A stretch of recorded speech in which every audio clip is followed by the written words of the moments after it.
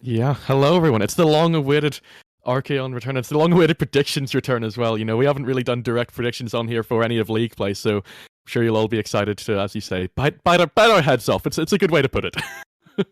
Yep, I look forward to this. I can't wait to see the chat when they get to our play-in and playoff predictions. There'll be people that love us, and obviously you get the same old people going, we're not going to do bad. But unfortunately, you got to pick someone, you got to pick a team. But either way, it's been a crazy week 9. You know, we've seen those teams secure those play-in spots, and we've seen some upsets as well.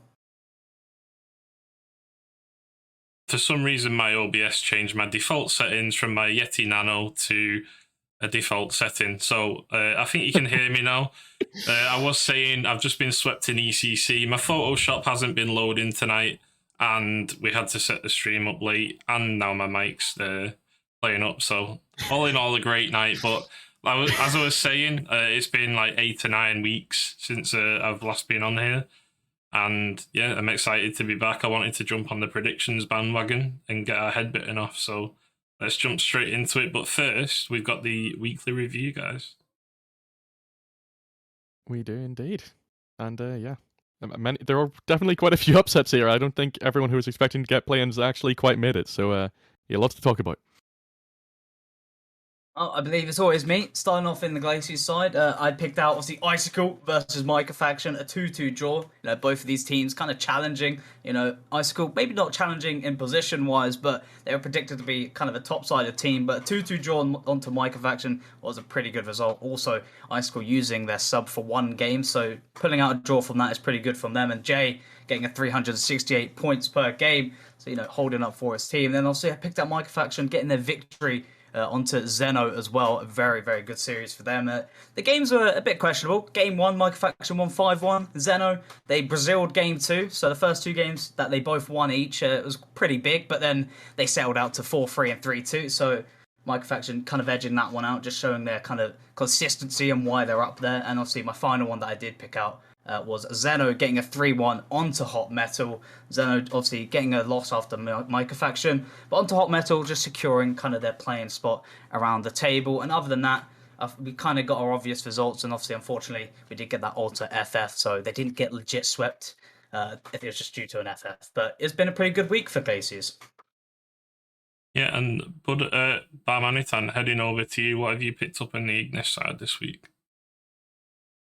I've also gone for a bit of play and fight, a bit of playoff fight in that play and fight for 5th and 6th. It was very, very close going into this last week. A very important result was Underworld drawing with Luna Oberon, and in the end, Underworld did enough there as an even fight, and I think the remaining result was left till later in the week. But you know, Luna Oberon will have the hindsight of looking back in that and saying, if we did grab the win there, we'd be tied with Underworld. And I didn't look up the stats, but they probably would have won the head-to-head from that. Or I mean, if they got the sweep, they were definitely going through. So yeah, they left it till their second match, and Oberon lost their second match. Underworld won it, so it means that Underworld go through, Oberon go home in the league play stage. Then Fearless Echo sweeping Overturn, another important result in the playoff fight. It pretty much eliminated Overturn's chances and pretty much guaranteed that Fearless Echo were definitely gonna get up there and advance with their season. So it's a pretty shocking end of the season for Overturn. They were quite a few matches unbeaten in that 3 wins in their last 4, but it all came crashing back down to earth, and they end up with the 666 record of wins, draws, and losses. Then at the top, we had Exelon sweeping Cardinals in a huge last game of the season in order to just jump over them and get into first seed for the playoffs. So I mean, huge results for that 5th and 6th. It's huge results for 1st and 2nd in each of those respective bids for glory. Yeah, indeed, a huge result for Exelon. Did it with an FA sub as well. I was reading the team chat prior to that game, and I just did not expect that at all. I was like, oh, Laroni's already got the first in franchise standings. It's going to be tough, but yeah, hopefully get a draw, guys. And then all of a sudden it was like arch before road. I was like, wow. If I'm sorry to butt in, but if I'm correct, was the FA Asukai? Yes, he's just Yeah, popping off for every team right now. Yeah, he subbed in for our overturn series. So Asukai got an 8-0 week and both crucial series. It's crazy for him. I'm pretty sure he's played 2 other series in the last 2 weeks as well and went 4-0 or 3-1 as well. So yeah, like maybe one to watch out for next season, depending on what he's peaked. But also, Buddha, your prospects went 7-1 this week. I mean, it was do or die for them, and to beat out Underworld and Lunar Oberon and overturn into that 5th spot, how do you feel about that one? Obviously, it's great. It's great to see a team go into play-ins, but most of the credit goes to the FAs that we used. You know, they came in clutch in the last week. Lunar Oberon, we had to use an FA, and I believe Overturn was 2 FAs. So, you know, it wasn't a good availability week. So, to be honest, it's just massive credit to Asukai and the other FAs that I used. Sorry, I don't remember their names. But either way, it was a great week from them. And, I mean, what a week it's been. And I didn't expect it, to be honest. Going into the last week, I was like, oh no, here we go again. But finally, we got it. Yeah, indeed. And we'll look at the Glacies standings. This is your final table of the season in Prospect Glacies. And Alter faltering to a forfeit on the final game. Didn't really matter too much, but it put Mages up to 4th, Buddha. Yeah, as you see, obviously, Alter taking that first place, still with a comfortable lead, but not hitting that 50 bomb that we've seen only a couple of teams do in this season. Micah Faction holding on to 2nd, but Tartarus almost closed that gap, nearly caught up, but obviously they do get their 3rd place, getting that play-in spot of the seed. And then Mages, they do take over Zeno, holding up into 4th, only by 1 win ahead of Zeno. And then Icicle holding that 6th place position in play-ins. You can see not really a close gap from going from the last week. Icicle kind of cemented that after their first victory of the week. And then obviously Hot Metal just falling short by 7 wins. It was closer, but Terra, Limousine, and Prelude will be your teams to fall short in 8th, 9th, and 10th. But they do have a close little three-way fight there, but unfortunately the season's over, so that is where they will finish. But what a strong top 6 we finished for the play-ins and playoffs. Yeah, indeed, a very strong top 6. And as we head over to Ignis, you might say that Glacies was a bit anticlimactic in the final week, with 7th finishing 7 wins behind 6th, just showing how strong that top 6 is heading into play-ins and playoffs. Obviously, 6th and 5th have to play 2 extra rounds compared to 3rd this season.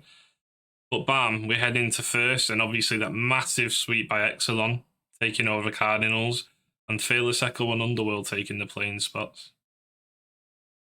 Yeah, jumps in that last week. I was eyeing up, and I took the break last week, obviously, but the week before I was like looking at some of the matchups going on between Fearless Echo, Underworld, Uno, Bron, and Overturn, and just how many of them there were, and how the fact it was pretty much in all of their own hands going into the last week.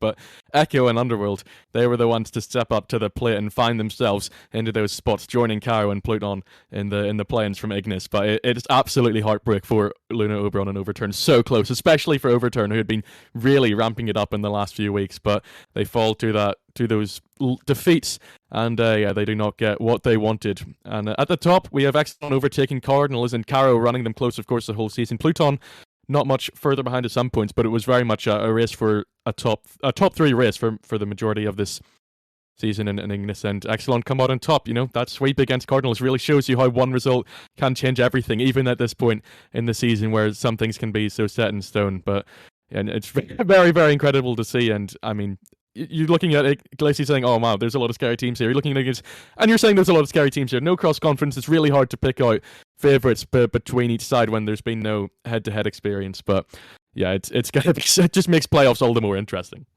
This is exactly why I'm here tonight. It's been an unreal season in the tables. I don't see any other league where people in 9th place are getting 30 plus wins and having a chance at play-ins in the final week. It is crazy. And the fact that none of these teams have played each other in each conference is going to be massive. But should we give our viewers a bit of clarity about Caro and Pluton, Pam? Obviously, people might have seen score reporting for their 2 games. And it's the first time this has happened. You might have seen some rule changes added as well, so it never happens again. Obviously, rules can only be added once something happens anyway. But yeah, Caro and Pluton, Bam, what can you tell us about them? So we realized yesterday, the day before, that Pluton didn't have enough sub games So we agreed that they got, because they were both of them had left it till the last game against Istok, and then Istok forfeited, meaning that they couldn't get the sub games in.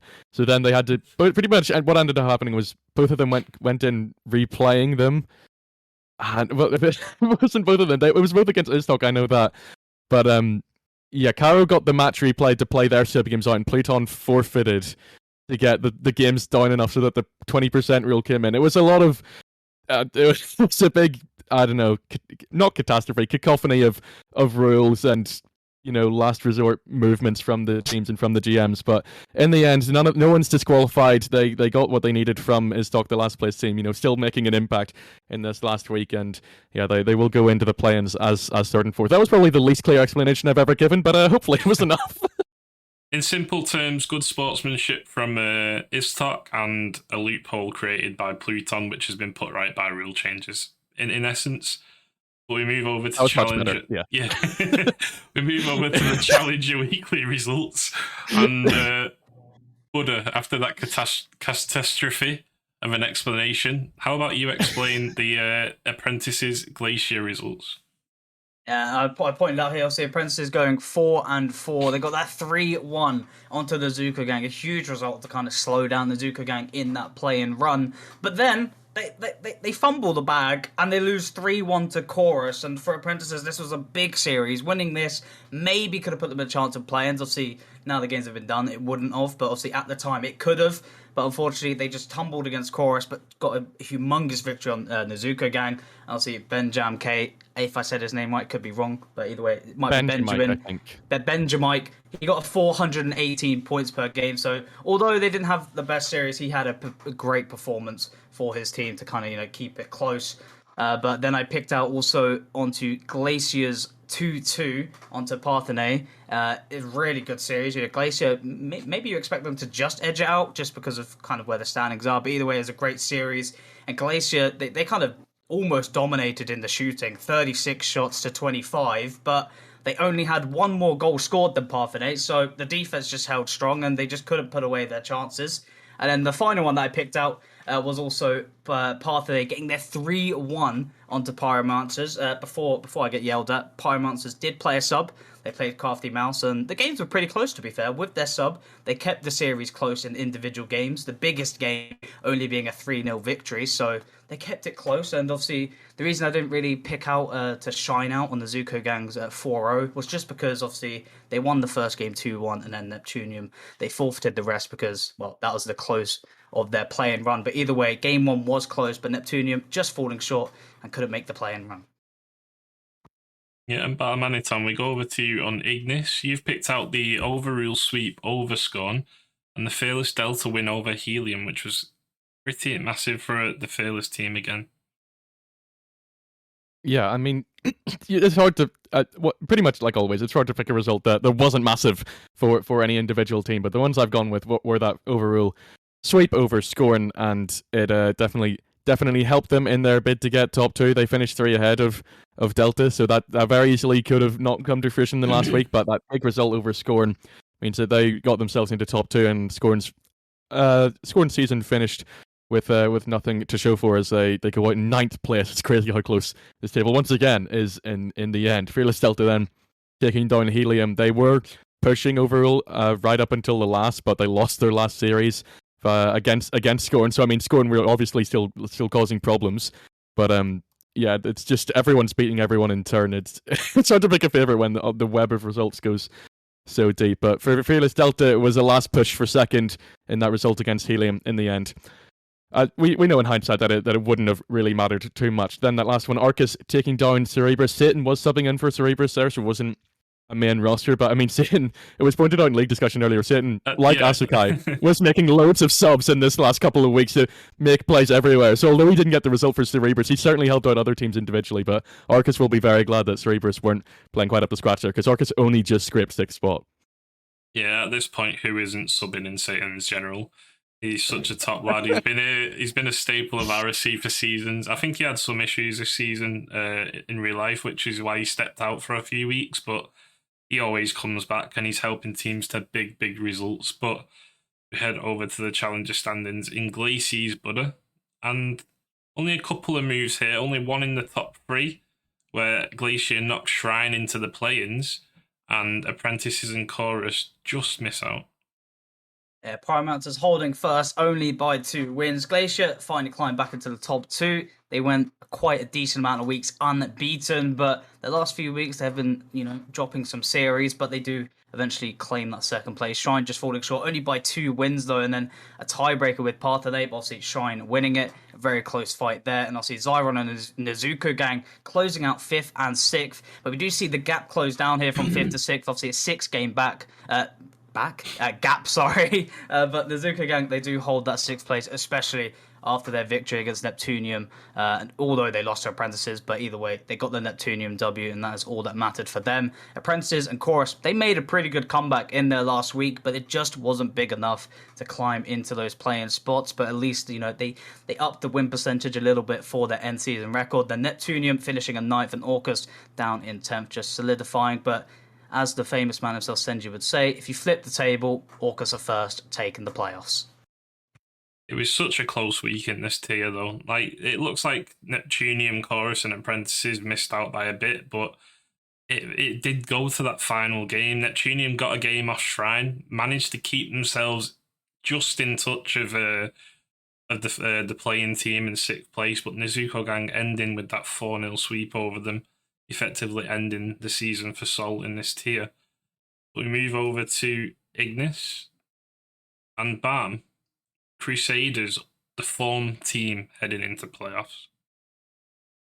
Yeah, you're looking at the standings on the database. They're the only ones with a full 5 wins in their last 5 series coming in to the business end of the season in play-ins and playoffs. So there's a lot of people looking at them and knowing that they could definitely cause problems. I mean, they weren't even in play-in spots in week 8 if you look at them overtaking Helium and Arcas and Masai here, but that's just the situation they are. They end up only 4 off of top 2, and if the season had gone a couple of weeks longer, I'm sure Overall would have been worrying about yet another team, because this top 2 race between Overall, Delta and Masai was really close, but Crusaders just left it a little bit too late. They have to settle for that playing stage. Of course, Cerebrus far away at the top. The only team that I think we've seen so far that hit 50, because Ultra didn't get there because of the forfeit, obviously. So yeah, one of the really top teams dominating throughout the season, and yeah, they were already assured of first, maybe in week 8, maybe even before that, not sure. Helium, they miss out at the last possible moment. That loss against Fearless Delta really costing them, considering that, Masai make it over them by 2, Arcus make it over them by 1. So it's so close for so many teams. Zion only another one behind, scored another one behind. You're looking at this, and 3rd to 9th is 7 wins apart. It's really, really tough. Let's just mention, Barm, the fact that Helium have 8 series wins and haven't made it. 8 series wins, which is more than Crusaders and Masai, and joint with Arcas, and they haven't made it. They were the dark horses to win the tier, and in the last week they just get beat out. It must be devastating after 72 games. But again, I'll reiterate, find me another league that has these standings, please. 33 wins from 9th place, only 3 wins off playing spots. There's a reason for a 4-game series, guys, and this is it. This conference right here. We'll go over to Rival. And Buddha, we'll start with you again. Good old Rival tier. I got some fun stats for the end of this one, but starting it off, I'm going to start with Uranum's 2-2 onto Sorcerers. This result itself knocked the Journeyman out of play-ins, which was a predicted dark horse in the Rival tier. Uranum have a brilliant series. I'll say they get their 4 onto Arena Tribe. pretty much highly expected. But game 1 against the Sorcerers, Uranum won it 6-1, very confident, very strong. But their Sorcerers bounced back, win 4-1, win 2-1. But then Uranum, they close it out with the 3-1 victory in the last game. Luke, the main player of this team, 514 points per game. Kingsman following up with 456. So both of these players really stepped up for this team in this last week to get them into that play-ins. And then, obviously, Sanctum and Sorcerers, they got a 2-2. Mostly just picked this one out just to kind of reiterate to the people how close these teams are in the top four. Even though top two have kind of run away with it compared to third and fourth, it's still close. These teams, they still fairly match up. And I left the best till last for the people in the chat. Montbéliard, they bounce back to third with a 7-1 week. They get their victory on to Xiphos. But the main interesting one, because obviously the Xiphos, they subbed up 2 challengers, so nothing too interesting. But the Erebos game was crazy. Literally, there were so many demos. I think it was a total of 101, I believe. It was Senji coming out with 46 demos, and Vampire Squad getting 51. And just to make Harv feel bad every week, Harv was the player to get demoed the most, 35 times, and his teammates got demoed 34 and 33. But now I'm doing quick maths, that might not add up. Either way, I could be wrong, but either way, it's close. But it was so many demos, but either way, Montbéliard did farm the scorelines, but what a great series it was. All I'm going to say to that, Butter, is why couldn't Venom have played a team that gets 101 demos in a series instead of Vanguards in week 9? That's all I'm going to say. Well, I'll try to set you up next season.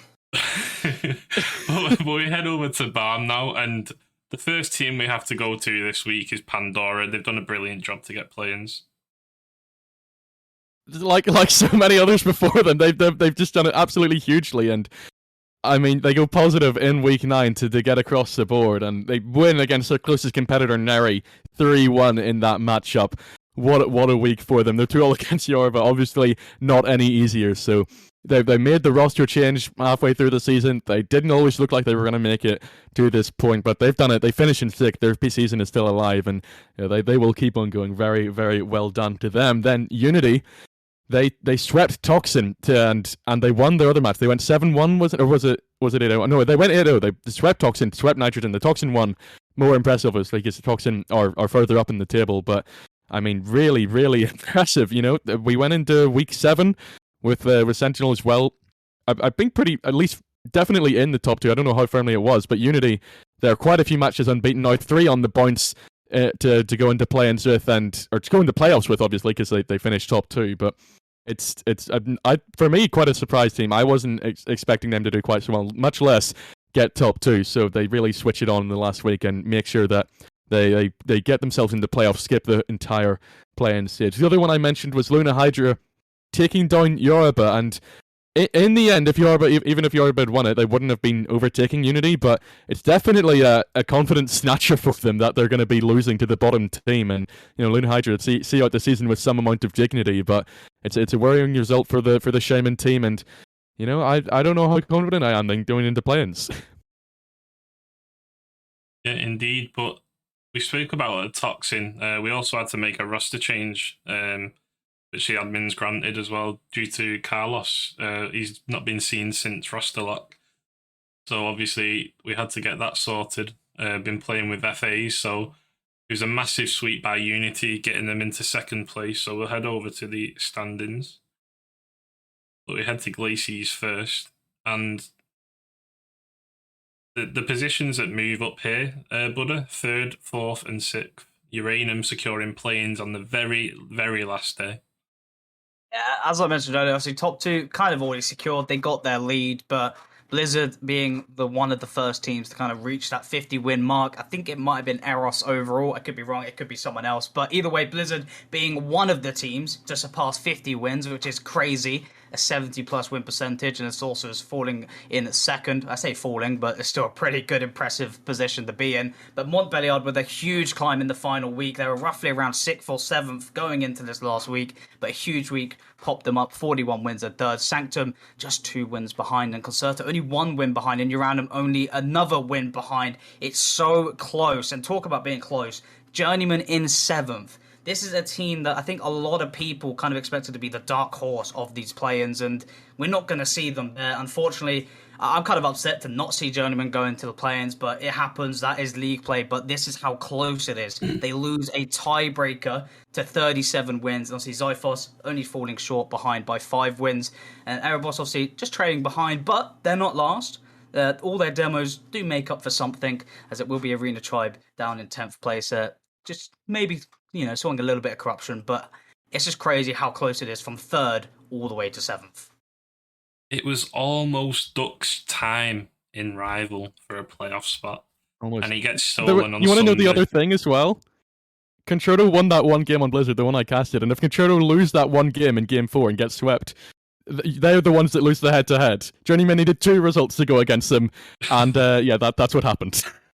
Yeah, it's so unlucky. And Axlos, the self-admittance of not being able to sweep, you've cost Journeyman, you've cost Duck a position in playoffs. That's the punishment for not being able to sweep this season. But we head over to Ignis now. And obviously we've spoke about the sweep from Unity onto Toxin.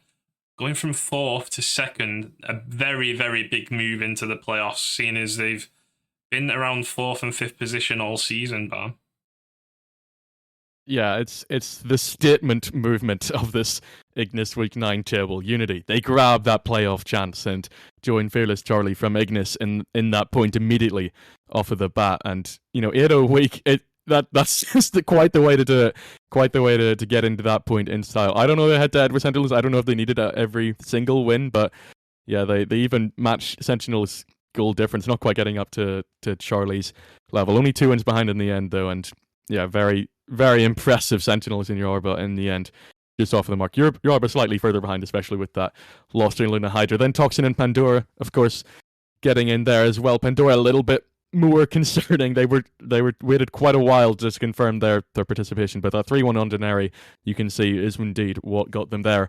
In the end, Neri at least overtake Nitrogen in the last week, and then Overkill and Luna Hydra finish with the table. Andre pointing out correctly that Overkill went positive in week 9, so even when you're seemingly down and out, some of these teams are still fighting and still taking results off of teams far above them in the table.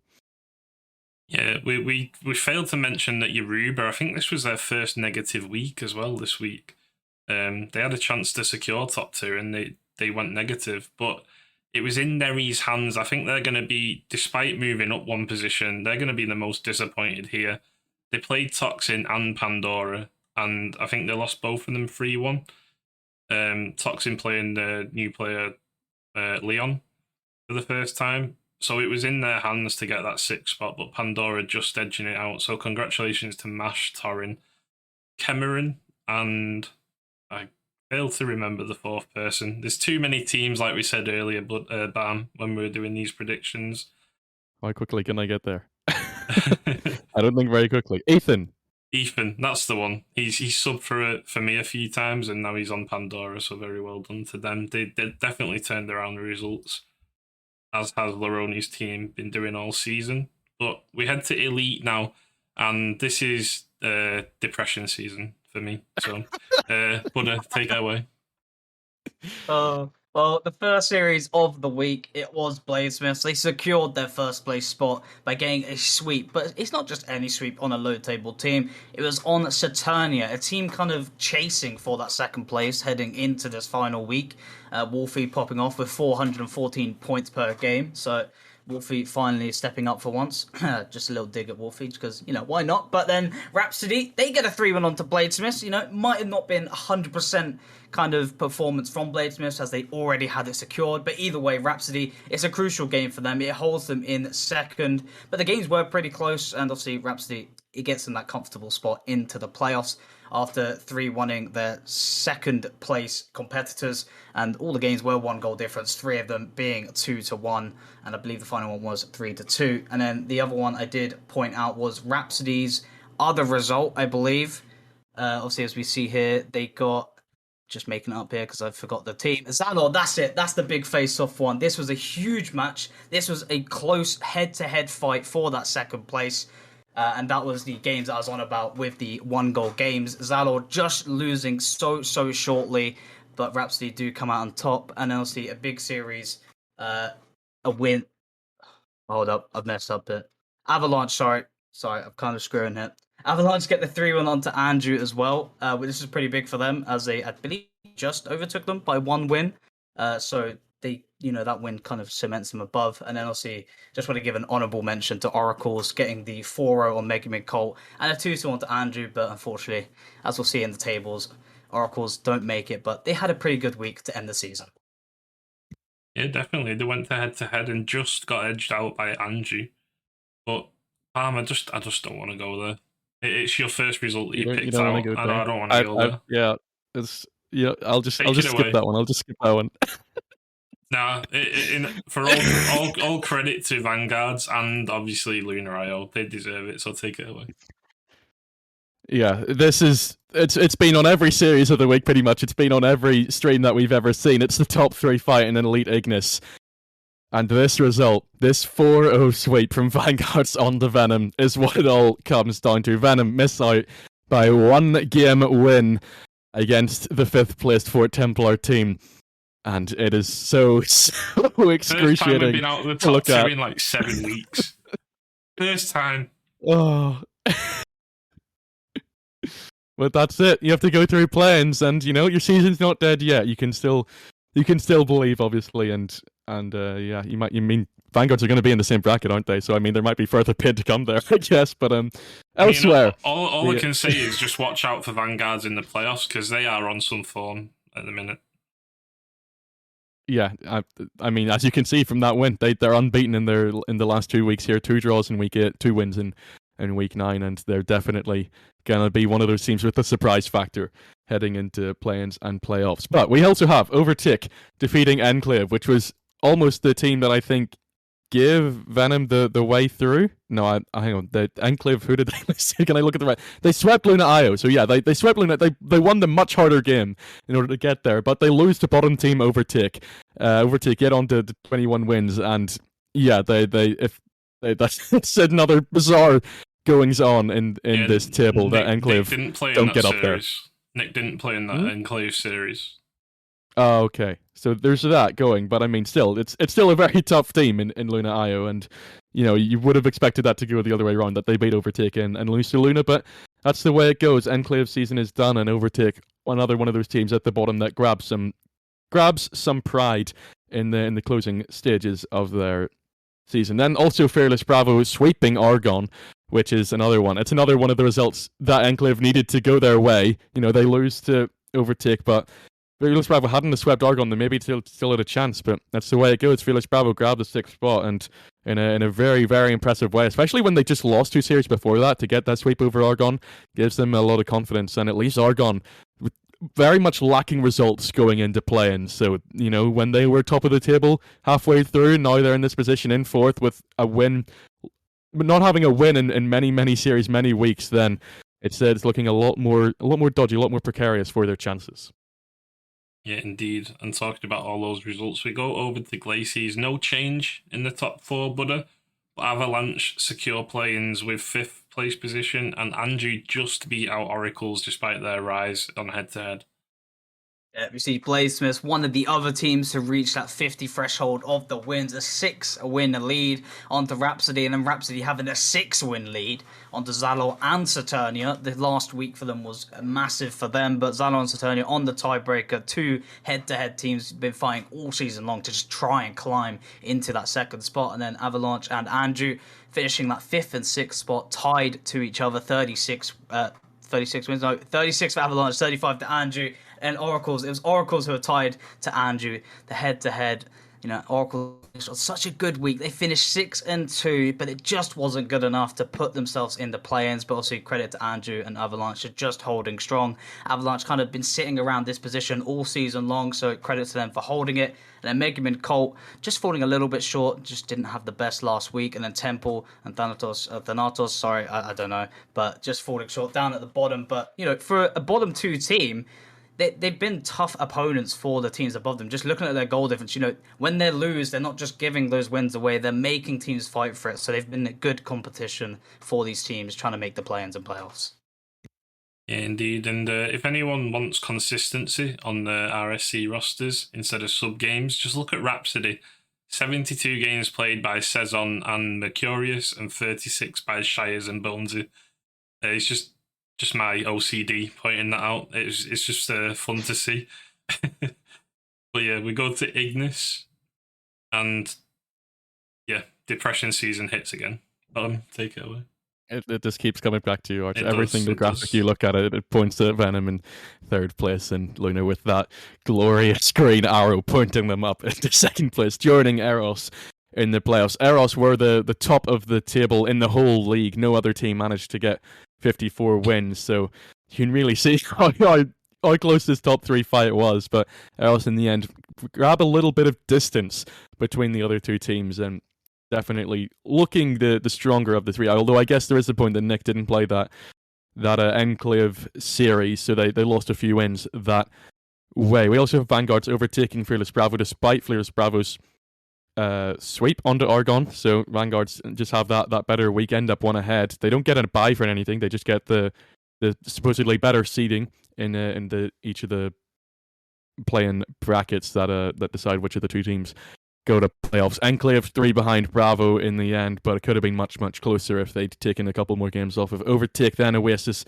Zulu, and Overtake. Again, all teams above 20 wins. There's no one that far behind at the bottom, and there's in the end Oasis come out on top in that aspect on head-to-head against Zulu. Argon in 4th, the only other team I didn't mention there, kind of in a little bit of no man's land yet. From 3rd and 5 from 5th, but they get that one bye. They need to win 2 matches to get the playoffs, but they need to find the form very, very quickly because, as I said, they are severely missing any wins in their last 5 series. So many times during that essay that I wanted to pipe up and go like Ali G. All right, stop going on about it.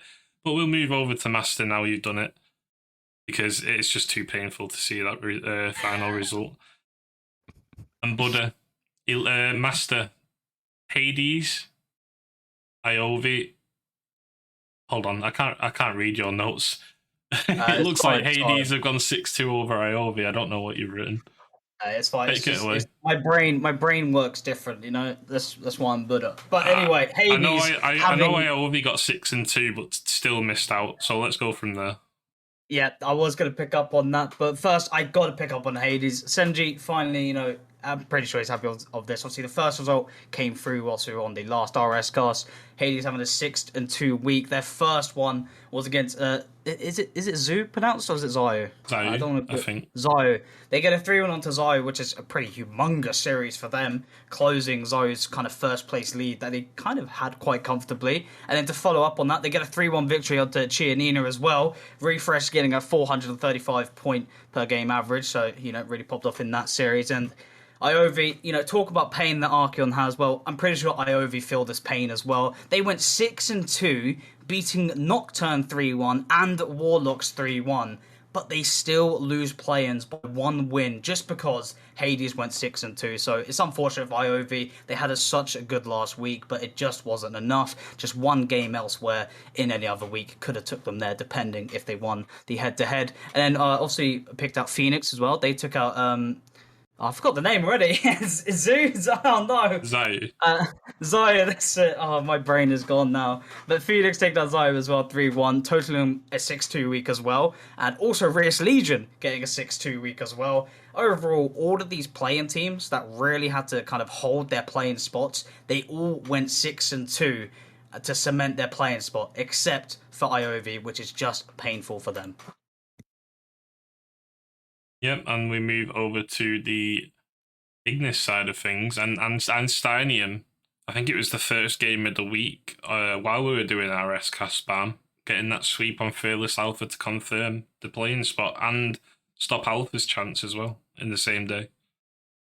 Yeah, I was looking at this table, and it's one of the more isolated ones between the important positions, 2nd to 3rd and 6th to 7th, and this was the one big match that could have decided a lot. It was the first one in the week, and then Einstein just end all doubt for Fearless Alpha, and from that point on, I don't think Alpha had a chance to catch up to them and get back into the playing chances. Yeah, Einstein see their way through, 1 behind Dogon and 2 behind Dion. Very, very impressive from them that they were able to do it so early in the week and just be so ready for what Fearless had to offer them. So elsewhere, I've gone for results that, unlike what we've seen on other tiers, they didn't actually affect whether teams entered playoffs or play-ins, but it's just sort of form entering that point. In Dion it feels like taking down Carnage because of how good Carnage have been, but it was a draw between Dion and Carnage, and it's definitely one that gives Dion a boost, knowing that they can get results against the top 2 teams, and they go in unbeaten in 3. They grab a win in their last game after that draw. Against, if I can find it, against Storm. So yeah, they'll be going in with a bit of a better mindset after this week 9. After their week, it was ended up quite poor. And then the other one was Dogon taking down Gladiators is one that could have maybe had an impact at some points ago, but Gladiators in the end had fallen off quite a bit by this point, and Dogon were pretty safe up in 5th place. So yeah, it's a win just to confirm that Dogon are looking like a strong playing team. Beating the teams below them that they should be beating, and I think they can be pretty happy with it, even if they lose to Luna Titan. That one's again a bit more expected. So I think Dogon fulfilling the fact that they're a week 9. Yeah, and but as we head into the Glacier standings, there's only one move this week between Reyes Legion and Sub-Zero. Sub-Zero are dropping into that 5th spot, but it was a bit of a topsy-turvy week for the top 2. Zayu losing to Hades, opening up the opportunity for Nocturne to finish 1st. I was going to watch D Lynch's stream about of them playing Iovi, missed it, and then found out that they lost to Iovi 3-1 as well. So any of the top 2 could have finished top this week, and both of them threw the chances, but Zayu come out the luckier of the 2. Yeah, I mean, it just favours of the lead that they had, before going into the Week 9 matchups. Luckily, they had those few games lead, because having a terrible performance like that, it's definitely not the best last week you want heading into the playoffs, as that is where they'll go, but they've got a little bit of time to kind of regain and reform and, get to watch some of the other teams in the play-ins and, see what they can come up against. But Phoenix, a really good finish there in 3rd place, only a game behind 2nd, but at least they clinched up 3rd for the play-in seeding. Reyes Legion making their climb with their 6-2 week into 4th. Sub-Zero, I believe, didn't really have the best week, but they still do cement themselves in 5th place. And then Hades with a great week, getting themselves in 6th place by 1 win behind Sub-Zero and 1 win ahead of Iovi. And obviously Iovi, gotta give them credit for their last week, but it's just unfortunate that they do not make the play-ins. And then Chianina also having a pretty good fight for play-ins all season long, but the last few weeks they just started to fall short, but they've been a good competition for the league. Also Warlocks and Haven, they've been putting out their spirits and efforts, and they made that little close fight for last place and 9th, and also their goal difference, maybe just a little friendly fight for who can cement their goal diff on top. But it was Warlocks by 2, but either way the top 3 is majorly close, and I think it just gives you that reminder of the elite top 3. It's just so close how it was, obviously not in the last week, but what a week it's been.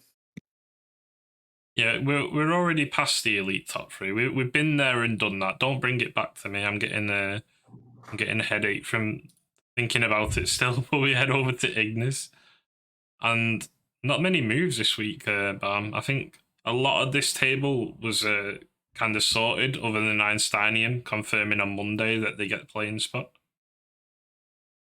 Yeah, I think it might be the most set table in terms of all the drafts tiers anyway of what was going to happen in this week 9. And indeed, there's no moves that matter going into the play-ins and playoffs. Storm do overtake Overwatch in that bid to not receive the wooden spoon in last place. But again, another table, everyone's getting at least 20, even if Overwatch do finish in last in the end with the worst goal difference in the tier. So your playoff teams, I don't think anyone is surprised. Carnage and Luna Titan, and then play-ins Perks, Dion, Dogan, and Einsteinium with that 4-0 sweep over Alpha and Gladiators in 8th. Another, I mean, that could have been a lot different going into week 9 if I guess we had to go a little bit differently, because Alpha and Gladiators are only pretty much one good week away from Dogan and Einsteinium, but in the end, Dogan and Einsteinium were pretty comfortable heading into week 9, and Einsteinium looked very good in their 4-0 sweep, so there's a lot of confidence going into the plans for them. The only team with a loss from any of these top 6 in this last week is Dogon, so maybe that's something to look at. Yeah, definitely don't want to be losing going into the play-ins, but at least they have another 2 weeks to bounce back and recover while the other tiers are playing. But we move on to Premier, who have the longest break of them all. They only play in 3 weeks' time. And Bam, I'll let you take this one away. Yeah, in Ignis, all the eliminated teams were already confirmed. It was just a fight for top 2, and then which teams went to the lower bracket, which we still don't really know, because London Esports and Dust Sucker, that match has been delayed. So we have Solus taking down Null. That's probably the best result in this tier, because Solus, no wait, it's not for Solus, it's for Null. They grab a game because Arch, you won against Pablo, Brain, and Juicy, and how did that feel, taking a game off a Premier team? I just enjoyed the experience, to be honest. We were close to getting a draw as well. We were up in game 4, and ended up just being beaten out. I think the second game we lost was only 1-0 as well. So I think we gave it a good game, especially seeing as it was 2 Masters on my team as well. We didn't even have any Premier players. And I got a message off Hylia afterwards saying, how the hell did you do that? Because it almost affected their seeding. Like, they needed a win to get upper bracket. So, yeah, it was a fun experience. But, yeah, maybe if Charm and Serve had someone better than me on the team, they might have took some more games.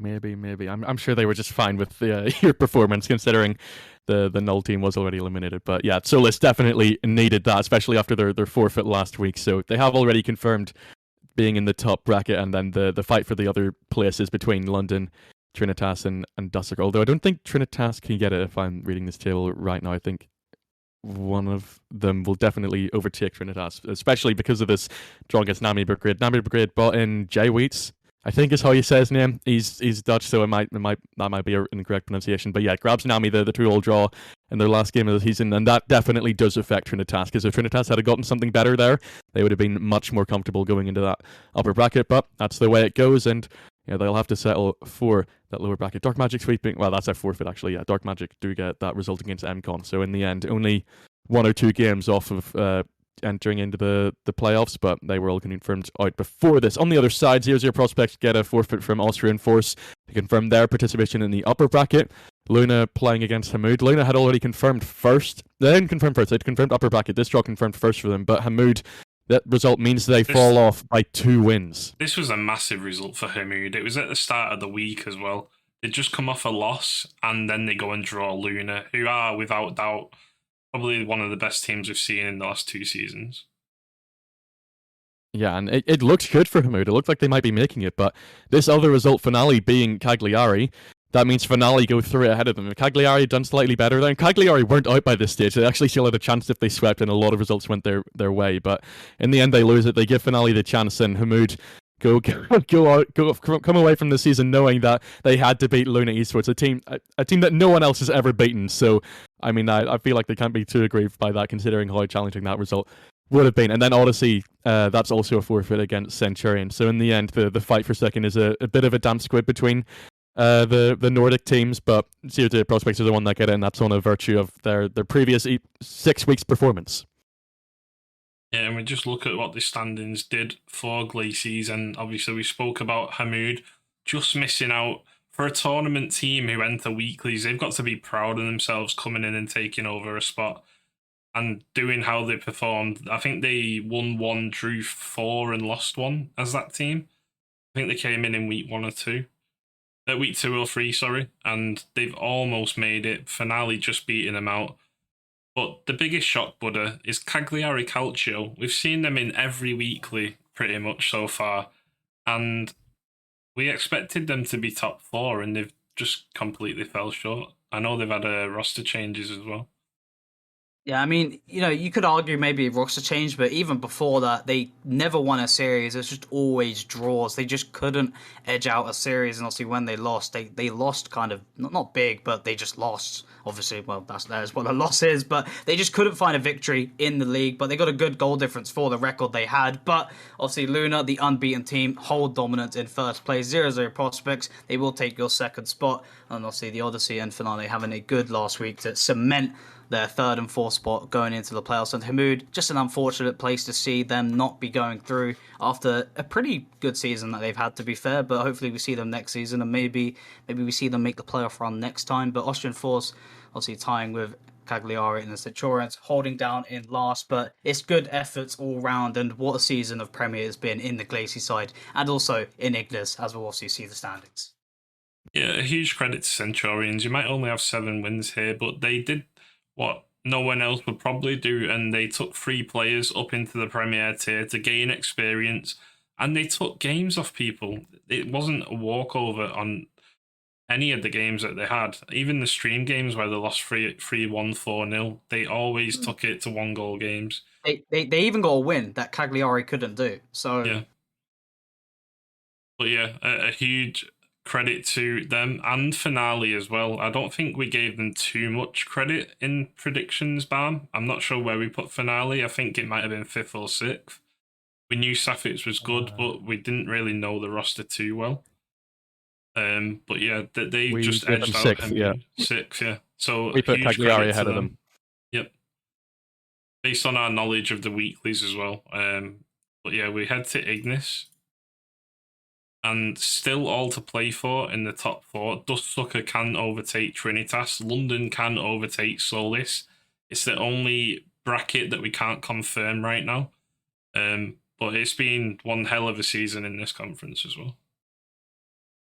Yeah, week 7 was where it was still very much undecided. And then week 8 happens, and before this week, everything is decided. But I mean, it's still everything is decided in terms of which teams we're going to see in that bracket. But we still don't know where they're going to be because of that unplayed London Dustsucker game. And you know that Solus forfeit from Namigrid also almost made things much more interesting. If Null had have just about done a little bit better, because then Solus I don't think would be guaranteed quite so quickly. And then Namigrid obviously drawing against Trinitas as well. So Nami in the end have a huge effect over how these 4 teams are going to play. But MCon, it's another team that is sort of a bit, they must be a bit gutted because they came in, they overtook Ascents, who had just lost 3 times, and they won and drew, and then they didn't win again. They only had another 2 series after that, and I think they lost, but they lost 1, and then they were pretty much out, so they forfeited their last series in week 9. But yeah, a lot of teams that were really impressive. I think Dark Magic as well. They're one of the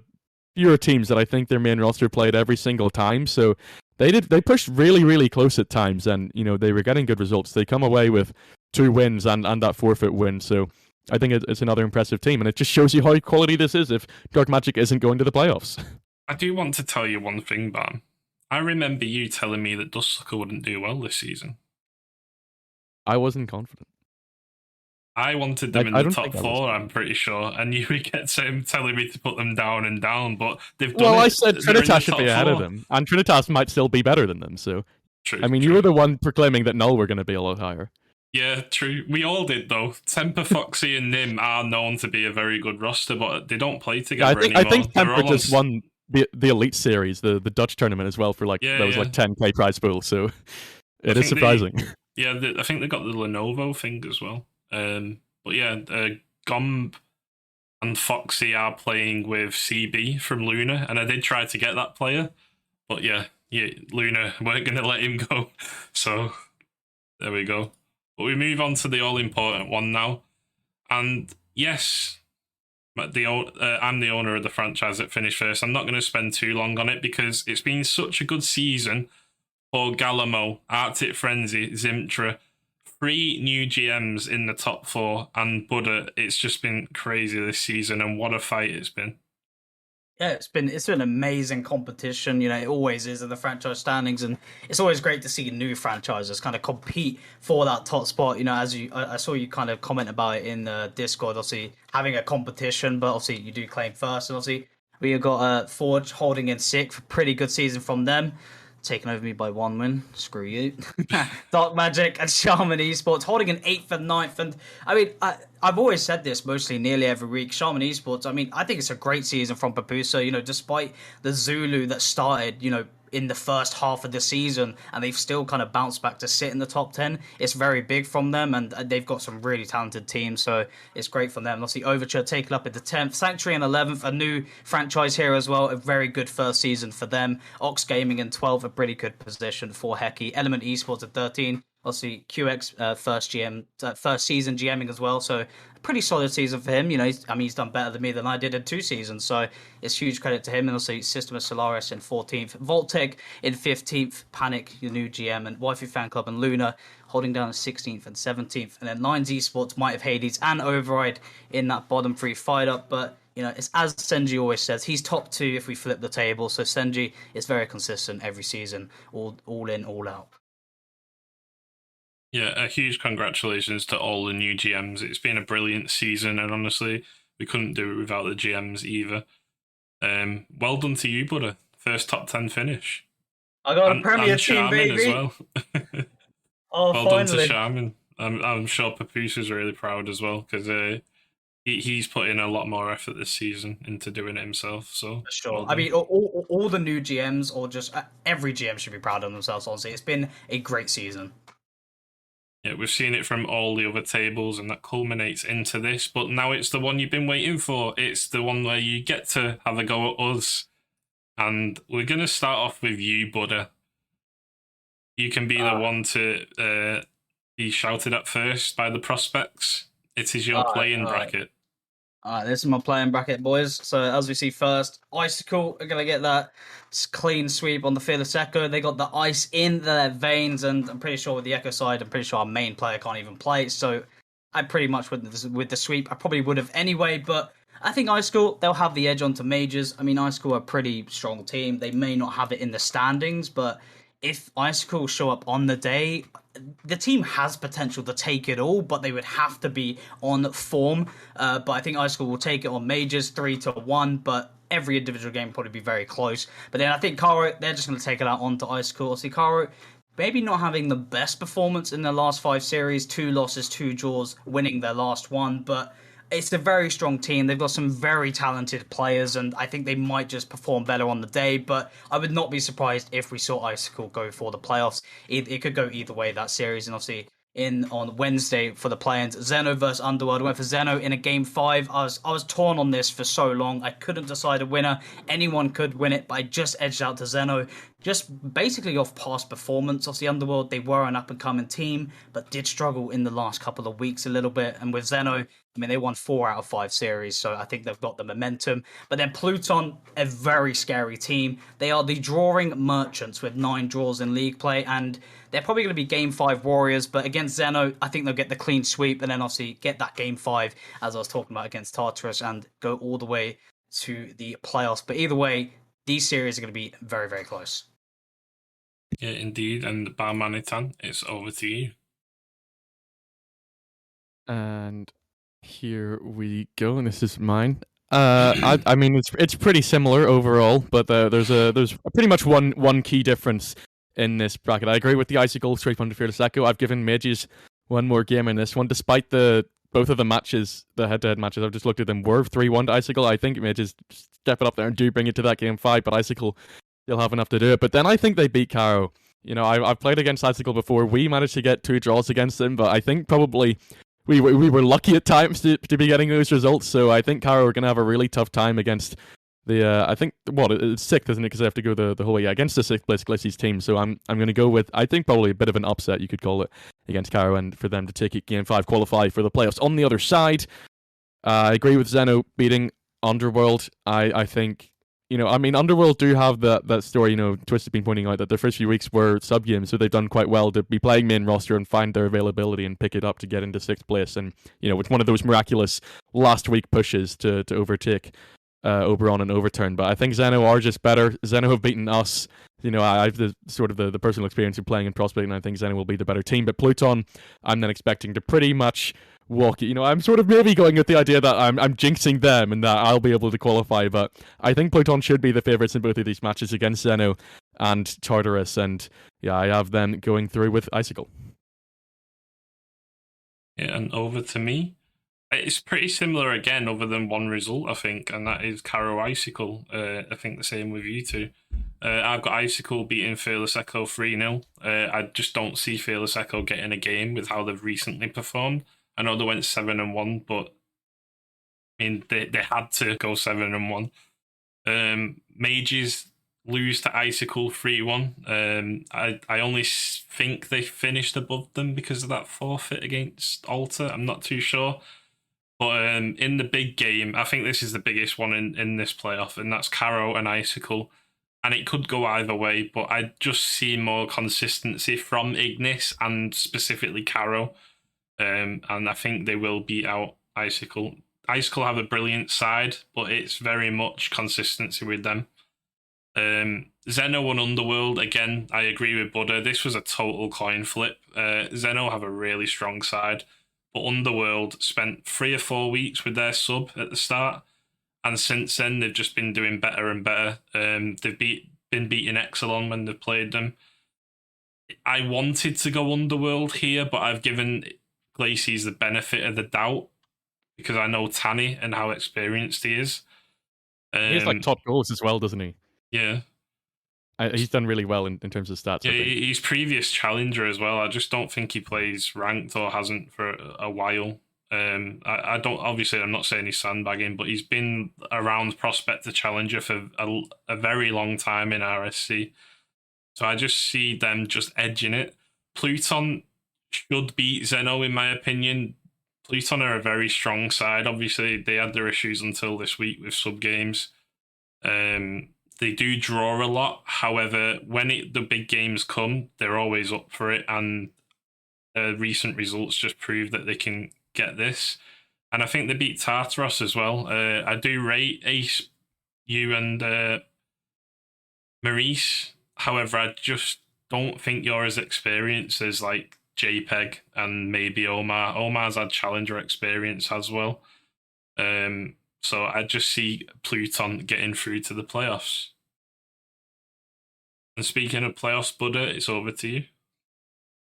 All right, let's see if I get any more slaughter in the chat. All right, in the upper bracket first, Exelon getting that game 5 onto Microfaction. This was tough for me because it's the battle of the conferences. You can't really give them a secured matchup when, there's no cross-conference. They've not played with each other, so you don't know. So you kind of just have to go off what they've been doing in league play, and I think Exelon will just edge it out, but yet again, for most game 5s, I won't be surprised if Microfaction take it, but either way, I think Exelon will edge it. Alter getting a 3-1 onto Cardinals.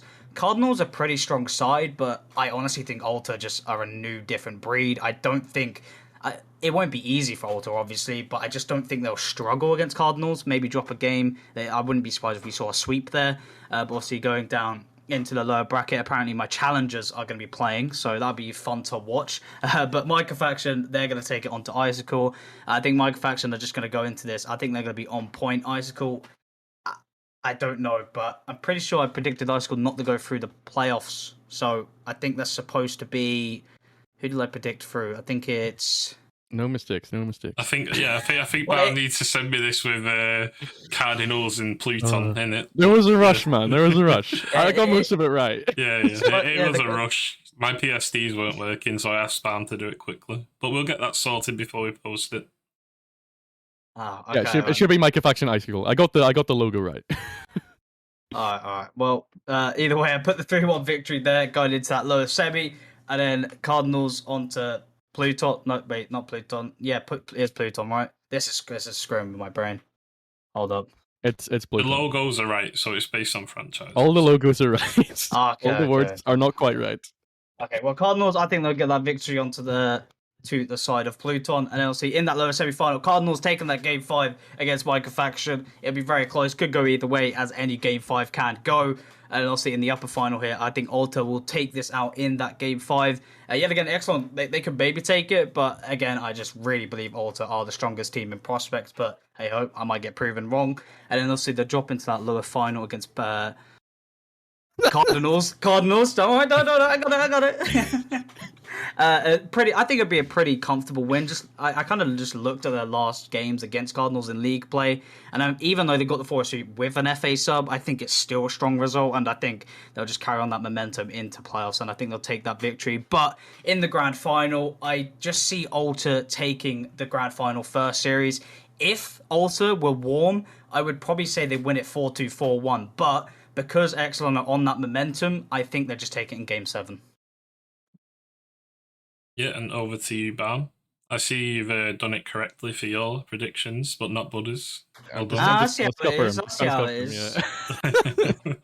I don't know. My brain works in mysterious ways, but I think, is it the exact same? Have I gone? Well, I mean, in terms of actual results, but not scores, I think we might have gone exactly the same the whole way through, and yeah, we have.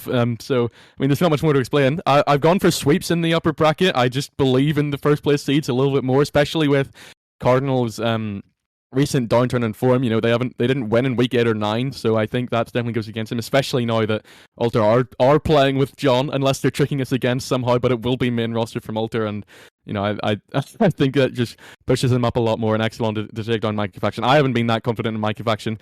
I think I think I probably agree with Maurice that they have a good matchup against us, but I think Echelon should be the better team, especially if they're sweeping Cardinals with an FA sub. So that's the way I see that one going. Icicle to go to 5 against Micah Faction instead of losing in 4. I'll give them a little bit more benefit of the doubt. I think Glaciers is very close overall. Their Icicle were only 5 games off of Micah Faction despite ending up in 6, but I do think Micah Faction still do it. And then the other playing team to lose as well, Pluton, against the Cardinals. Then Micah Faction go to 5 against Cardinals. You've done that as well, but I think Cardinals go one step closer against Exelon in that lower final to make it, and then obviously Ulter had knocked them down there. And then in the grand final rematch, I think Ulter do just take it away. They drop one game because it's much harder to sweep in a best of 7 than it is in a best of 5. But yeah, I believe Ulter should be the supreme favourites for this one, and Exelon will have a very hard battle in there. Probably their favourite to be second place. Yep, and we head over to me now, and I think this is a bit different to yours and Buddy's. I've got Exelon beating Micah Faction 3-1, Alta beating Cardinals 3-1. Obviously, Cardinals' form hasn't been great, but I still think they'll put a game onto Alta. I just want to reiterate, this would have been completely different if I hadn't have had information that John was back for playoffs. I've said throughout the last week or so that Alta will not win if they play Gem. So I've got Alta winning here, but if Gem does play, Alta will not win. Hey, Gem's my fantasy league farmer and prospect. I don't care. When you take out a 1430 player for a 1100 player or 10 or 1000 that he was at the start of the season, you aren't going to get through a tournament format. I'd love for him to prove me wrong, but yeah, if Gem plays, Alta don't win. If John plays, Alta win. That is fair enough. It's fair enough. So yeah, so lower bracket, Micah Faction, I think we'll go the distance. Aviator's been popping off in the last few weeks. And I think it'll go to a game 5 with Caro edging this one out. Caro have a strong side. It's just about consistency and whether they can keep it up in the tense situations. Cardinals, I think will go to a game 5 against Pluton. I believe their head-to-head might have been equal this season, 4-4. I think Pluton, despite them drawing a lot this season, will take the game 5. And again, it's interesting to see, obviously, with the 4-game series, we haven't seen game 5s between all these people who are drawing. So in the lower semi, I think Cardinals won the first one 3-1. I've looked at it. Okay. Did Caro win the second? Oh, Pluton win the second? It was a draw. Okay, no worries. So Cardinals win the head-to-head 5-3. Okay. I thought I looked at that before and I thought it was 4-4, but never mind. But yeah, I think Pluton will edge out Caro again in a game 5.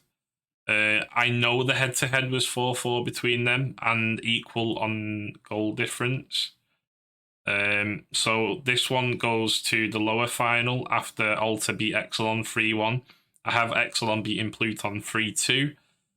And I just think, again, if John is playing, Alta win 4-2. If John isn't playing, I have Exelon winning prospect. And that's my bracket. But yeah, a crazy run by Pluton, as Minty said. I do think Pluton are going to be top 3 in this tier. But Buddha, we're moving to your challenger planes. Oh, I'm using my snipping tools just in case there's some logo mistakes here that's going to try and screw me over. In the day 1, I've gone for the Zuko. I've gone here Masai win 3-1 personally, but apparently on here it's 3-1 the Zuko again. But I think Masai take this one out. 3-1, pretty simple for them. I think they could take in a sweep, but maybe just a game just for the first game nerves. And then obviously they'll go over into that semi-final. And I've gone for Parthenay actually taking the...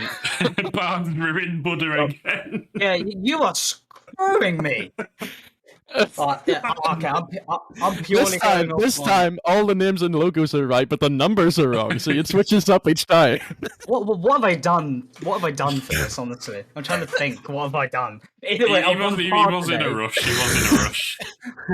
Well, I went Parthenay game 5 against Masai, so Parthenay will win that one. Game 5, I've gone for Masai. I feel like they might have just lost form in the last couple of weeks. And then, obviously, in the play-in final, I went Parthenay with the victory over Fearless Delta 3-1. Mainly purposely knowing just because I know Nor's not playing. But either way, even if Nor did play, I know there's obviously as Ark said earlier, there is mentality issues, so part of they probably could still win that in their favor. But as we go over to day 2, I went for Arcos getting the 3-1 victory. They've been pretty strong in league play in the last couple of weeks, but in the semi-final, they're going to be playing a really good dark horse in the challenger tier, Crusaders. In the last few weeks, they've been popping off with this new roster. Crusaders 3-0 sweep. I don't care what anyone says. They're going through easy in that semi-final. But in the final, they do play a strong side, Shrine. But I think Crusaders are just going to edge out in a game 5, 3-2. Okay, we head over to Barmanitani's challenger picks, and I'm pretty sure he's done these right again for himself. This is incredible. This is the conscious bias for the unconscious bias for myself to do it right is very good. But I mean, overall, again, it's pretty. I mean, there's only 6 matches to be did here, so it's hard not to go similar most of the time. But the one big thing again is the main playoff result. So at the top. Or the final result. So the first result, Nezuko taking down Masai, I've gone with, and Nezuko going to advance. I know they're going to be playing Avelios, and I mean, it hasn't been the most convincing with him, but I think it's sort of that surprise factor playing with the challengers sub up. You know, they come in with 2 wins in their last 3, so I do think they'll have something to say against Masai, and it's definitely still an upset. They're going to have their work cut out for them, and that's why I put it the distance. But Nezuko going to advance and then get beaten by Parthene, the Ox Gaming team. I think it's a pretty strong roster. Heki, Punky, and Love, and you know, I think they probably will win against Fearless Delta as well. But I've just gone crazy for some reason. I've gone for Buddha's team here, and I don't even think Nora's going to be playing. So if Fearless Delta somehow prove me right here, I'll be very impressed. But yeah, Fearless Delta to advance on that side. On the other side, Zeron. I've seen your first mistake, by the way. Oh, okay. Am I going to find it somewhere along the way? Okay, yeah, I've spotted the one mistake on this page. But I mean, what fun would it be if I got everything right, guys? Right? I've seen it. I finally found it. Zeron to beat Arcus 3-0. I think it's another controversial result, and I think Zeron would do very well to get the 3-0 sweep, but they certainly have their positive factors, and I think they can do it against Arcus. You know, they come in as 5th place. They come in with a positive result in positive week in week 9, so they definitely have the possibility of going on, but I think they're going to have their work cut out for them, and Arcus are probably favourites in that match at this point in time. Then Crusaders to beat Zeron. I've given Zeron 2 games. I don't think Crusaders will find a sweep in these planes, and then I think Shrine are going to take them down entirely. I do think Crusaders are that underdog, well, not even underdog team at this rate. They just happen to be in the lower bracket with their crazy form. But Shrine, I don't think you can underestimate that. You know, they finished 3rd for a reason. They're only 2 games off of finishing top 2, and I've gone with Shrine to go through. Or Crusaders, however you look at it. Depends what you want to look. Yep. I'm just waiting to see whether mine's correct now. Undoubtedly. Don't worry, guys. Before we post this in the server, this will all be correct. Again, my Photoshop died prior to this, and I had an ECC game, so Bam did this really quickly for me. But we head into mine, and I've got Masai beating Nezuko 3-1. Again, Ivelios has done really incredible in the past few weeks in Challenger, but I think it's going to be a step too far for them. When Masai have Mac and when he's peaking, he's just too good. However, in the next round, they come up against Punky, Heki, and who did you say who the 3rd was? Love. And I had Love on Scorn. He's very underrated player to me. Just didn't work with my side, but I have them beating Masai 3-2, especially after Parthene's result against Pyromancers this week. And then again, I think Fearless Delta are a really good side, but I've heard it from Buddha himself this season that they've got mentality issues, and I just see Parthenes beating them out 3-2 with them qualifying for playoffs. And then in the lower bracket, I could not decide between Zyron and Arcos. I was asking Bam 5 minutes prior to this stream who was on the roster, how they'd performed recently. And Arcos are just the form team at the moment. Zyron, I do rate them with Goose and Mersu, but I just see Arcas beating them out due to the run that they've had. But there's no one more in form right now than Crusaders. They've won 5 of the last 5, and I just see them beating out Arcas 3-1. Davey is popping right now as well, and I think this last game is a coin flip to me. It could be taken in Game 5 by either side, but I've gone for Crusaders. And we move on to Buddha's playoff. Yeah. Again, I'm going to read off my prediction page, just so it's all correct. In the upper bracket, Cerebrus against Glacier. I think they're going to take that one 3-1. I don't think it's going to be much of a challenge for them. If it was Glacier's old form of their unbeaten team, then I could see that maybe going Glacier's favour. But I put Cerebrus through, and then Pyromancers against Overall. I've gone for a 3-1 here. It was tough. I do rate the Overall side. Obviously, a team kind of dominating over my team in the Ignis Conference, but I just think Pyromancers are the stronger side. I think the individual games are going to be close, but I think they're going to edge that one out in a 3-1.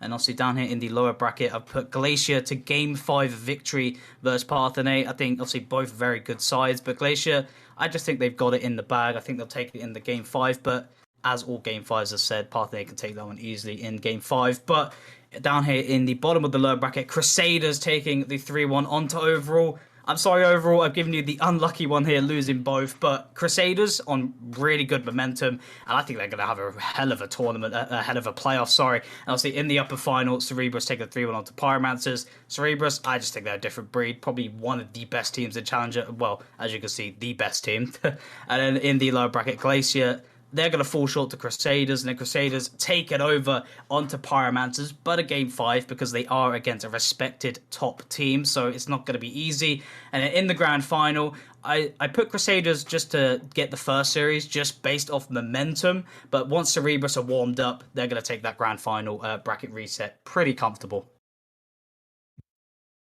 Yeah, and we move over to Barmanitani. I think we actually didn't have a mistake on that one. Let's see if we have one on mine. Hopefully not.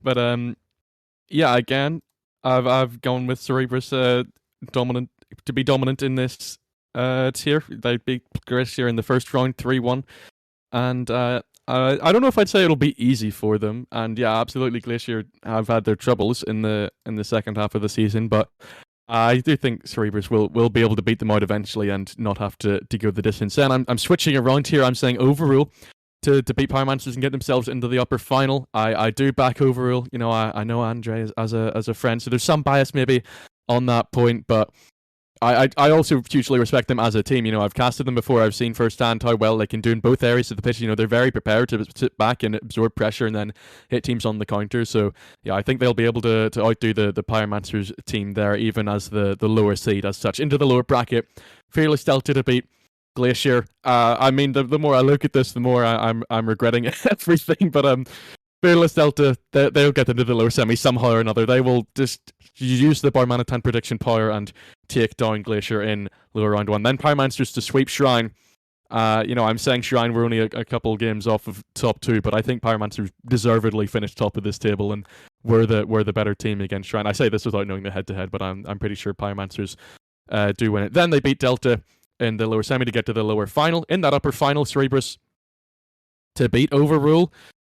I've gone with 5 games. I think Overall will push them, but I do think, as you can see from the whole bracket, Cerebrus definitely are my favourites in this tier, and they'll beat Overrule, get into the grand final, then have to face Pyromancers after their lower bracket momentum after taking down Overrule. They win that rematch against the Override team, then in the grand final, find the bracket reset in 7, but then Cerebrus just wake up and win it in 5. As I've gone with winning it in 5 in both tiers. I just think that there's clearly a top team in each of Prospect and Challenger. Yeah, I think is that the first bracket reset predicted so far? Did Buddha have one? Yeah, I predicted one as well. Okay, but yeah. But I predicted, we both predicted Crusaders to bracket reset. Yeah, we both went Cerebrus in the bracket reset. Okay, so I've got Cerebrus beating Glacier 3-1. Again, to echo what Barm said, Glacier have had their issues in the second half of the season. They used to look unstoppable. I don't know what's gone on with them. However, I think Pyromancers will beat Overrule in the second series. Sorry, Andre, I love you. I just don't see you beating Pyromancers. They've comfortably won that conference. in the lower bracket, I see Parthena's making a lower bracket run from the play-ins, and I can see this is purely because of the results from this last week that I put Parthena's beating Glacier 3-2. Parthena's beat Pyromancers, and that's no easy feat, so I have them going through there. And for some reason, again, I've got Crusaders making a run. They're the form team. They've won 5 in a row, and I think they'll knock out Overrules 3-2. In the next series, Parthena's edge out Crusaders 3-2. Again, I said to Bam, this could be a coin flip. It's 2 form teams going into it. In the upper final, I've got Cerebrus beating Pyromancers 3-2. These 2 teams, I think, is going to be blow for blow in these playoffs, and I just see Cerebrus edging them out. In the lower final, I see Pyromancers beating Parthena's comfortably and making up for that week 9 loss. But yeah, in the final, I see Cerebrus beating Pyromancers 4-2. They've been the best team all season. And I find Ignis stronger than Glacies, and I just think they'll come out on top. So yeah, that's the Challenger predictions. Interesting. That's them all done, isn't it? Good stuff. Well, I'm glad that the chat's not hated us too much. There's been a decent amount. Yeah, well, just block the haters, Easy as that. Yeah, so they will be posted in the Discord once I've got the right graphics from Barmanitani. I'm running over. You have to do it yourself. Yeah. I'll fix him. But yeah, next up is Clip of the Week, and we've got some bangers this week. Do you want to introduce it, Bar? Sure thing. So yeah, indeed, that's all the predictions out of the way for this week. We'll have those games being played out all throughout the week, but now it's finally time to see what these players had to offer in the final week of league play. Some stellar clips coming your way. Let's roll the clips, Arch. It's Clip of the Week.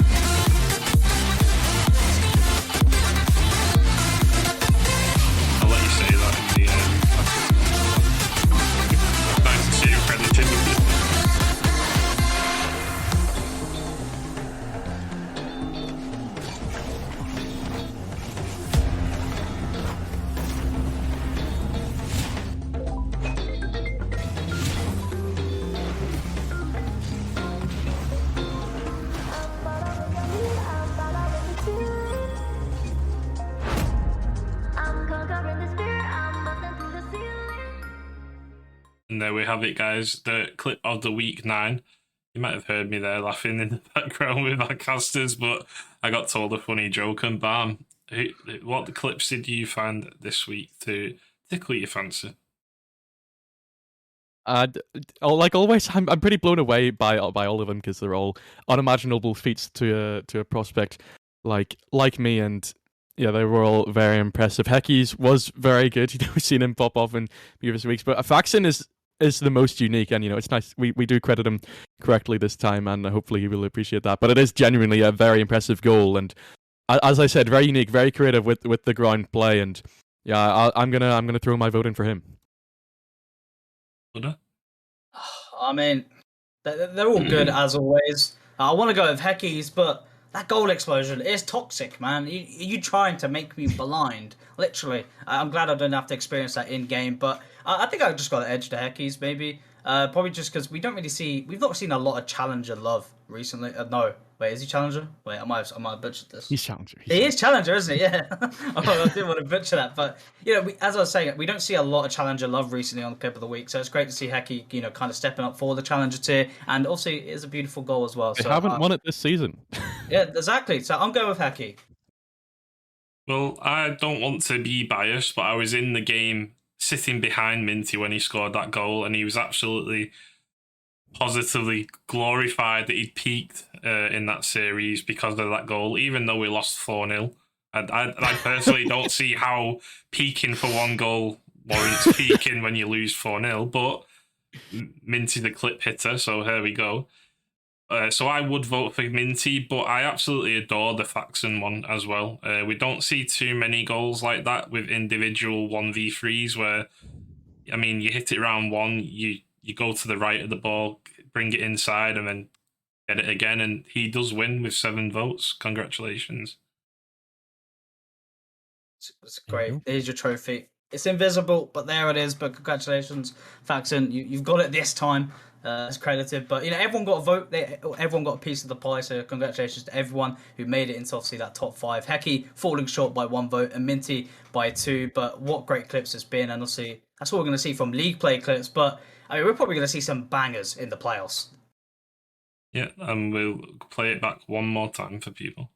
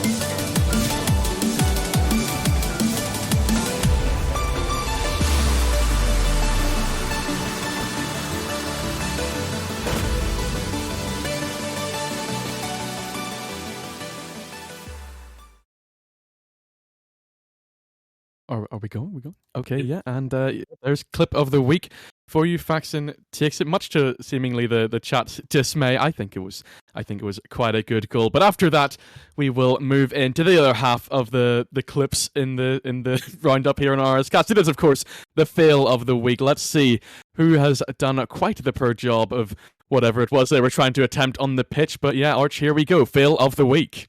And there's 3 of them. Oh, what a pass.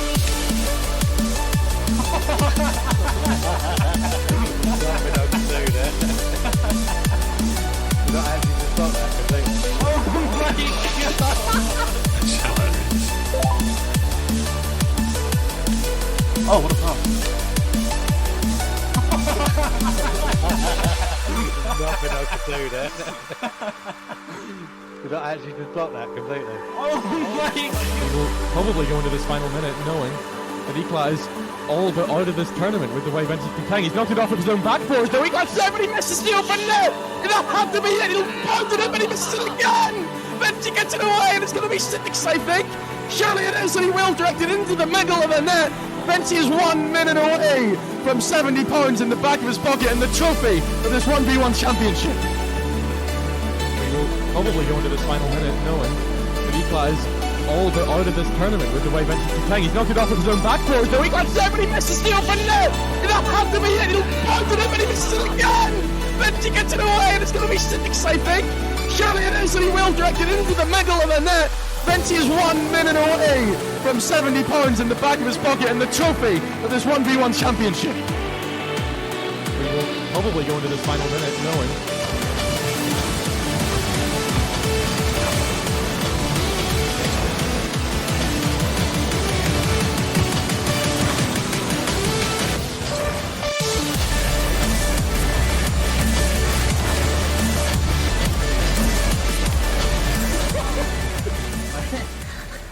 And there we have it. 3 very, very hilarious clips this week. I couldn't choose a winner, and I wanted to see what you guys thought. So let's get a poll up right now.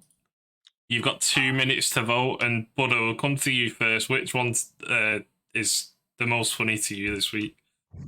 It's got to be the first one. I can already see chat agreeing with it. I mean, you see the save off the post, well, hitting the post, then the save off the post, and you're like, oh no, it's, in the moment of time, I was like, oh, it's 1-1 as well.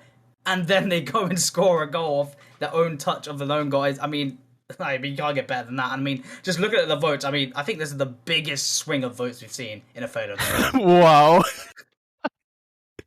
It's got Panda's name on it because he submitted the clip, but I mean, all you can do in that clip is watch and dismay his Is that 24? shot. And then Crafty scores the own goal. Incredible. I'm pretty sure that's more votes than the clip of the week a minute ago. People are blown away by this incredible pyromancer skill. Wow. I mean, we might as well announce it right now. I mean, Panda, fail of the week. There you go. I don't think anyone's reached 30 I feel like we give it to the other before. two. It's just Panda's clip. I don't think we can give it to him for having his shot saved. Okay, we'll play that one more time. Here is your fail of the week, number 9.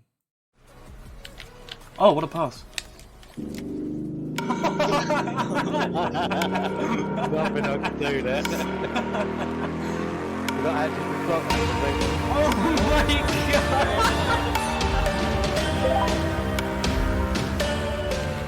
Oh, what a pass. And there we go, ladies and gents. That is your fail of the week. And we move on to the weekly awards now. And Barmanitani, I'll let you take this one off with Prospect. Here we go. The final time for regular season will we see these weekly awards, and we will start off, as you said, in the red tier of Prospect. Your MVP for Icicle and your finisher will be Cicada with 478 points per game and 2 goals per game on top of that as well. Your striker for this week is Mr. C for Oberon. They might have missed out on play-ins, which I'm sure they will be very aggrieved by, but at the very least they have this award to go their way. 66% shooting accuracy for him. Playmaker for Pluton is maybe Omar. They will be going in as 4th seed for Ignis. 1.25 assists for the Egyptian. And then finally, your saviour is the Cresers with 2.25 saves per game. Great stuff from the Prospects. We see the fail of the week coming from the Challenger tier, but now we see the awards of the players who popped off in Challenger spot in for the MVP, 527.25 points per game, and your finisher will be King KZ at 2.25 goals per game, also getting it in striker as well. 90% shooting accuracy with that goal average and shooting accuracy. Dangerous. And your playmaker is going to be Swift with 1.29 assists per game, and your saviour for the last week of league play is Twisted with 3.5 saves per game. Now we flip over to the rival tier, and we will see who has done so well this week. Your MVP for Ox Gaming is Kareem on Montbéliard.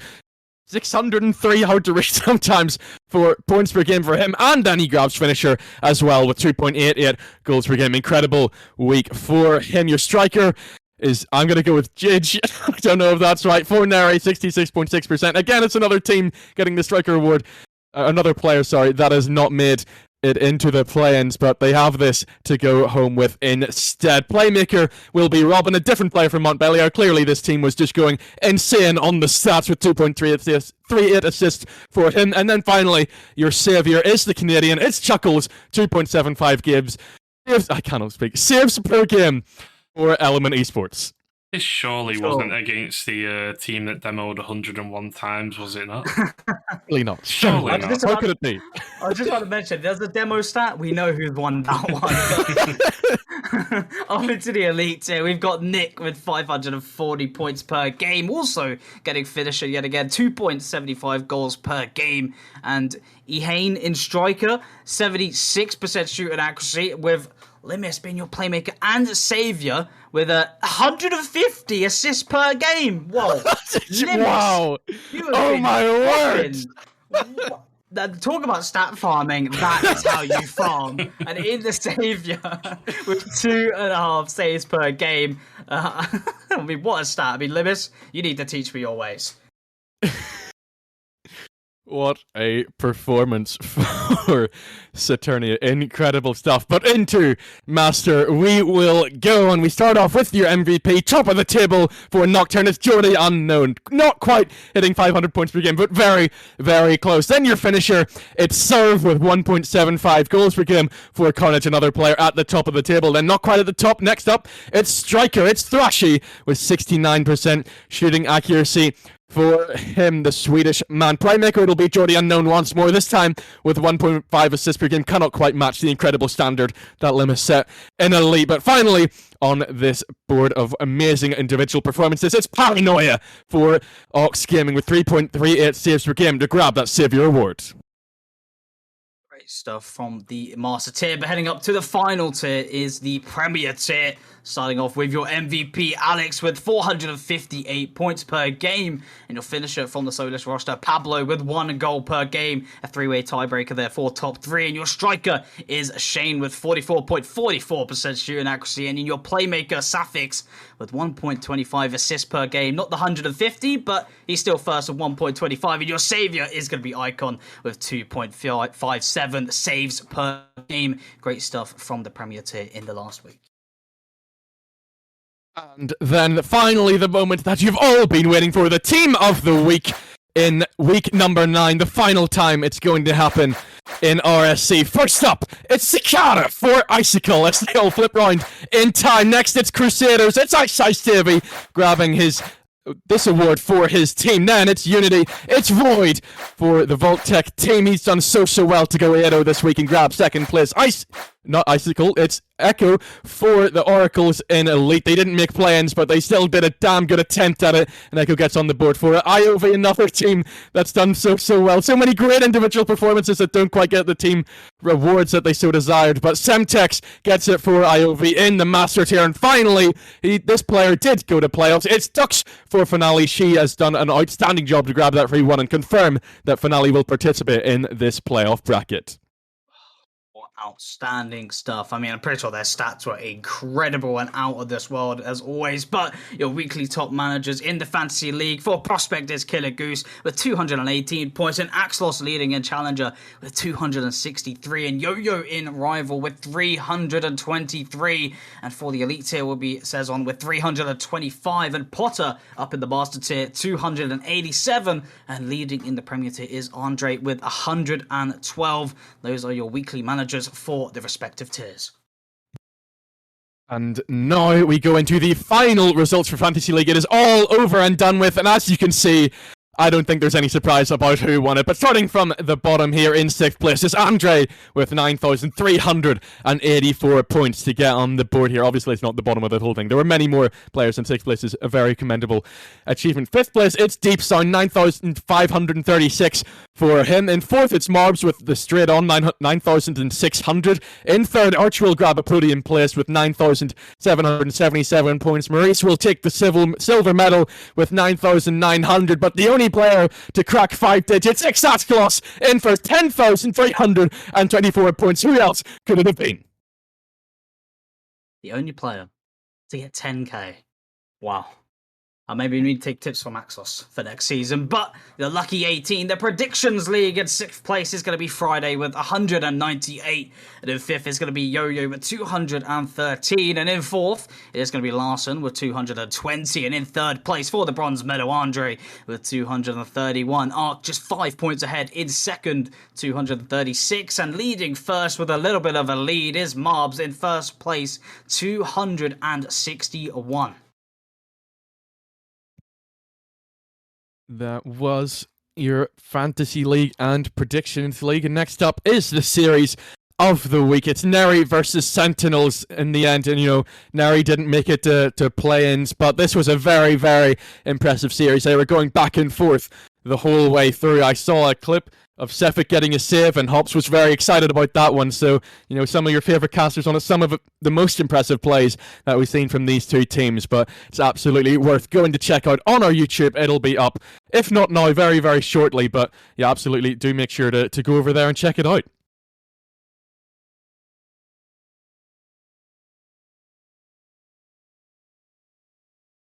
Oh, and then we got the sponsors. Sorry, I had a little of a brain fart there. But obviously, the league is supported by the sponsors, powered by Versus Gaming, Lunar Organization, Badass GG, and HyperX. So, if you can, make sure to go check them out. That's all thanks to them for helping the league here at RSC and hopefully onto season 10. And obviously, make sure to follow all the socials as you can see on screen. Twitter and Twitch, RSC_EU, YouTube, RSCEU, and obviously Instagram and TikTok, RSC_EU. Make sure to check all the goodness of the content and keep up to date to some maybe, some extra stuff that you don't see here on stream. So make sure to go check them out. Yeah, and thank you guys for doing the weekly awards. It's been a bit of a late one tonight due to a late start. Apologies for the mix-up with the graphics. We will get them posted out correctly soon. And yeah, thank you for coming on. It's been great coming back to be involved with the predictions. It's been sub-season, so it's been kind of depressing sitting out of the league for a while. But here I am again. I'll be with you for the next 2 to 3 weeks with these lovely people by my side, and we'll be having a little competition between who gets the most right in playoffs. But thank you for tonight, guys. It's been great, and we will probably see you next week. Yeah, thank you, and it's always a great night to be here. Yeah, I look forward to retaking my crown in this competition. Nah, you that's only cap, won by that's 1 cap. point. You only won by 1 point. Come on. Domination. I dominated. What do you mean? But seriously, I can't wait to see the final results. And obviously, the final results in playoffs. Only 3 weeks remain in this RSC season, and it's been by far the best one yet. It's been a great week, and we will see you next time. Good night.